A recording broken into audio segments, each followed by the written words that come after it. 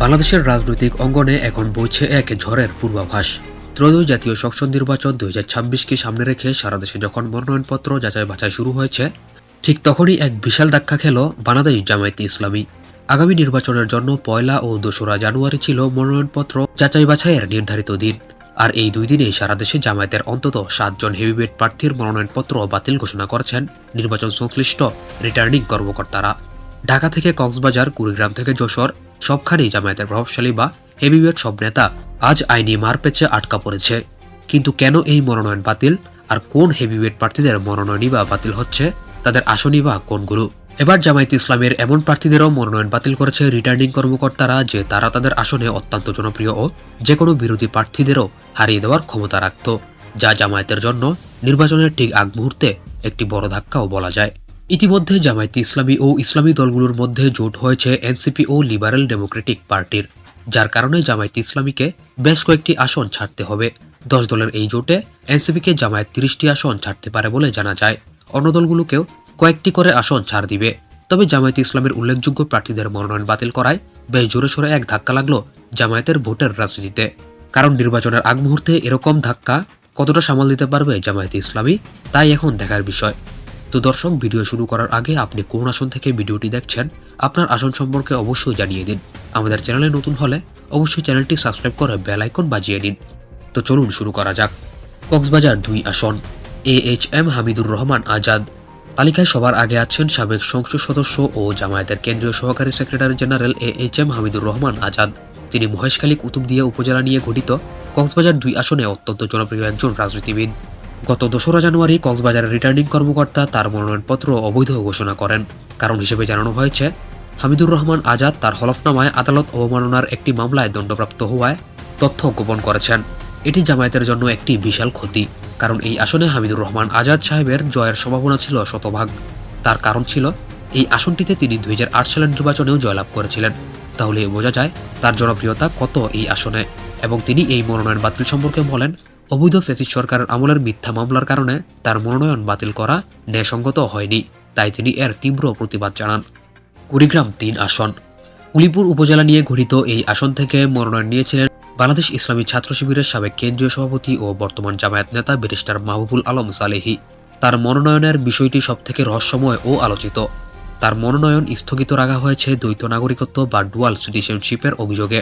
অভিযোগ উঠেছে তার কাছে বিদেশি পাসপোর্ট রয়েছে। সালেহী দাবি করেছেন এটি একটি ষড়যন্ত্র। একজন ব্যারিস্টার হয়েও নাগরিকত্ব ইস্যুতে আটকে যাওয়াটা রাজনৈতিক মহলে ব্যাপক চাঞ্চল্য সৃষ্টি করেছে। সংশ্লিষ্টদের সঙ্গে কথা বলে জানা যায়, যাচাই বাছাইয়ের সময় মাহবুবুল আলমের দ্বৈত নাগরিকত্বের বিষয়টি উঠে আসে।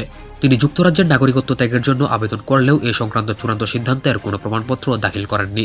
সংবিধান ও নির্বাচনী আইন অনুযায়ী দ্বৈত নাগরিকত্ব বহাল রেখে জাতীয় সংসদ নির্বাচনে অংশ নেওয়ার সুযোগ না থাকায় তার মনোনয়ন স্থগিত করা হলো আপাতত। যশোর 2 আসন, ডাক্তার মোসলেউদ্দিন ফরিদ। ঝিকরগাছা ও চৌগাছা উপজেলা নিয়ে গঠিত এই আসনটি জামায়াতের একটি ঐতিহ্যবাহী ভোট ব্যাংক। এই আসনে প্রার্থী ছিলেন সজ্জল চিকিৎসক ডাক্তার মোসলেউদ্দিন ফরিদ। গত 1 জানুয়ারি যশোরের রিটার্নিং কর্মকর্তা তার মনোনয়নপত্র বাতিল করেন। কারণ হিসেবে বলা হয়েছে, তার হলফনামায় দেওয়া সম্পদ বিবরণী এবং আয়ের তথ্যে বড় ধরনের অসঙ্গতি পাওয়া গিয়েছে। বিশেষ করে ব্যাংক লেনদেন ও ঋণের তথ্য গরমিল থাকায় তাকে অযোগ্য ঘোষণা করা হয়। এই আসনে আরও অন্যান্য কিছু প্রার্থীরও মনোনয়ন বাতিল করা হয়েছে। যশোর 2 আসনটি অত্যন্ত জনপ্রিয় জামায়াতের আসন হিসেবে পরিচিত এবং ডাক্তার মোসলেউদ্দিন ফরিদ এই আসনে অত্যন্ত জনপ্রিয় একজন প্রার্থী। জামায়াতে ইসলামী নয়, সাধারণ জনগণের কাছেও তার অনেক পরিচিতি এবং হাকডাক রয়েছে। তাই তার মতো প্রার্থীর মনোনয়ন বাতিল হওয়া একটি বড় ধাক্কা জামায়াতে ইসলামীর জন্য। ঢাকা 2 আসন, কর্নেল অবসরপ্রাপ্ত আব্দুল হক। ঢাকা 2 আসনে জামায়াতে ইসলামী মনোনীত প্রার্থী ও অবসরপ্রাপ্ত সামরিক কর্মকর্তাদের সংগঠন রাওয়ার সভাপতি কর্নেল অবসরপ্রাপ্ত আব্দুল হকের মনোনয়নপত্র বাতিল ঘোষণা করা হয়েছে। আজ শনিবার ঢাকার জেলা প্রশাসক ও রিটার্নিং কর্মকর্তা রেজাউল করিম মনোনয়নপত্র যাচাই বাছাইয়ের সময় এই ঘোষণা দেন।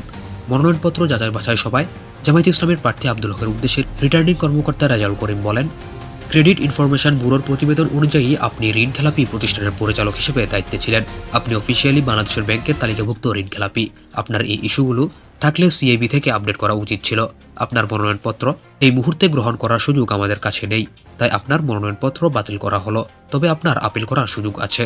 তাই বলা যায় আসনটিতে তিনি একটি বড় ধরনের ধাক্কা খেয়েছেন, যদিও বা আপিল করার সুযোগ আছে তার। কিছুদিন আগে তার মনোনয়ন এই আসনে জামায়াত ইসলামী হতে দেওয়া হয়েছিল আরেকজনকে পরিবর্তন করে।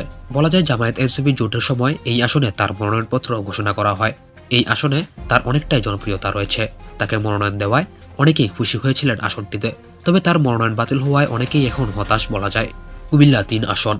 মুরাদনগর উপজেলা নিয়ে গঠিত এই আসনে জামায়াতের তরুণ ও শিক্ষিত মুখ ইউসুফ সোহেলকে মনোনয়ন দিয়েছিল জামায়াতে ইসলামী। ইউসুফ সোহেল কুমিল্লা উত্তর জেলা জামায়াতের কর্মপরিষদ সদস্য ও মুরাদনগর উপজেলা পরিষদের সাবেক ভাইস চেয়ারম্যান। মনোনয়ন যাচাই বাছাই শেষে রিটার্নিং কর্মকর্তা ও জেলা প্রশাসক মোহাম্মদ রেজা হাসান বলেন, নির্বাচনে মনোনয়ন দাখিলে হলফনামা সবচেয়ে গুরুত্বপূর্ণ দলিল। জামায়াতে ইসলামীর মনোনীত প্রার্থী হলফনামা জমা দিলেও সেখানে সব তথ্য উল্লেখ করা হয়নি। বিশেষ করে কোনো প্রার্থীর দ্বৈত নাগরিকত্ব আছে কিনা তা নাম পরিচয়ের পরপরই উল্লেখ করতে হয়, কিন্তু মোহাম্মদ ইউসুফ সোহেল সে তথ্য দেননি। এছাড়া বাধ্যতামূলক 10টি তথ্যের স্থলে তিনি 9টি তথ্য দিয়েছেন। এসব কারণে তার মনোনয়নপত্র বাতিল ঘোষণা করা হয়েছে। তবে তিনি নির্ধারিত সময়ের মধ্যে আপিল করতে পারবেন। আসনটিতে বিএনপির অত্যন্ত জনপ্রিয় ও হেভিওয়েট প্রার্থী হচ্ছে বিএনপির ভাইস চেয়ারম্যান এবং খালেদা জিয়ার উপদেষ্টা মোহাম্মদ কায়কোবাদ। গাইবান্ধা 1 আসন। সুন্দরগঞ্জ আসনে জামায়াত নেতা মাজিদুর রহমানের মনোনয়ন বাতিল করা হয়েছে। রিটার্নিং কর্মকর্তা জানান, শিক্ষকতা পেশায় জড়িত থাকায় গাইবান্ধা 1 আসনে জামায়াত ইসলামের প্রার্থী মাজিদুর রহমানের মনোনয়ন বাতিল করা হয়। তার বিরুদ্ধে অভিযোগ হলো, তিনি স্থানীয় সরকারের একটি লাভজনক পদে বহাল থাকা অবস্থায় পদত্যাগ না করেই মনোনয়নপত্র জমা দিয়েছেন নির্বাচনী বিধি অনুযায়ী, যা সরাসরি অযোগ্যতা। এছাড়া তার আয়ের তথ্য বিভ্রান্তি ছিল, যে কারণে তার মনোনয়ন বাতিল করা হয়েছে গাইবান্ধা 1 আসনটিতে। বলা যায়, গাইবান্ধা 1 আসনটি জামায়াত ইসলামের ঘাঁটি আসন হিসেবে পরিচিত। এই আসনে তার মনোনয়ন বাতিল হওয়ায় একটি বড় ধরনের ধাক্কা খেয়েছে জামায়াত ইসলামী। এবং যেই আসনগুলো থেকে জামায়াতের মনোনয়ন বাতিল করা হয়েছে, অনেকগুলো আসনেই কিন্তু জামায়াতের হেভিওয়েট প্রার্থীদের আসন ছিল এগুলো। তাই নির্বাচনের কিছুদিন আগেই এরকম মনোনয়ন বাতিল হওয়ায় জামায়াতের মধ্যে একটি চাপা ক্ষোভ লক্ষ্য করা যাচ্ছে এবং হতাশাও লক্ষ্য করা যাচ্ছে, কারণ তাদের জয় এক প্রকার নিশ্চিত ছিল বলা যায়। যদিও বা আপিল করার এখনও সময় রয়েছে বা আপিল করতে পারবেন প্রার্থীরা। বরিশাল 6 আসন। বাকেরগঞ্জ আসনে জামায়াত মনোনীত প্রার্থী মাহমুদুন নবী তালুকদার। রিটার্নিং কর্মকর্তা ও বরিশাল জেলা প্রশাসক জানান, বরিশাল 6 আসনে মোট 6 জন প্রার্থী মনোনয়নপত্র দাখিল করেন। যাচাই বাছাই শেষে 5 জন প্রার্থীর মনোনয়নপত্র বৈধ ঘোষণা করা হলেও জামায়াত ইসলামের প্রার্থী মাওলানা মাহমুদুন নবী তালুকদারের মনোনয়নপত্র বিভিন্ন ত্রুটির কারণে স্থগিত করা হয়। তিনি জানান, মনোনয়ন দাখিলের সময় 3 জোড়াকার স্ট্যাম্পের প্রার্থীর অঙ্গীকারনামা না থাকা, হলফনামার প্রতিটি পৃষ্ঠায় স্বাক্ষর না থাকা এবং স্থাবর সম্পত্তি শূন্য দেখানোর কারণে তার প্রার্থিতা বৈধ ঘোষণা করা সম্ভব হয়নি। তো এই ছিল জামায়াত ইসলামের মনোনয়ন বাতিল হওয়া 7টি আসন, এবং কিছু আসনে পুরোপুরি মনোনয়ন বাতিল করা হয়নি, বলা যায় যে স্থগিত করা হয়েছে।